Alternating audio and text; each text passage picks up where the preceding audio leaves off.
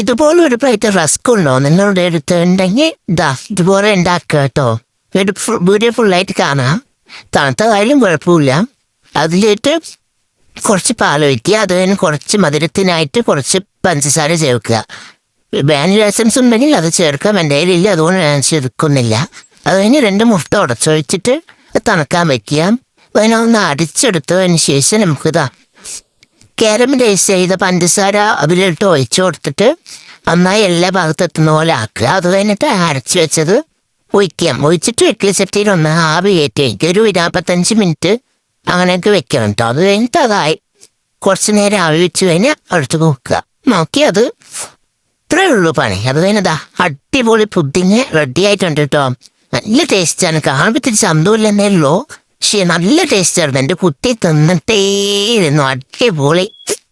എല്ലാവരും ട്രൈ ചെയ്തിട്ട്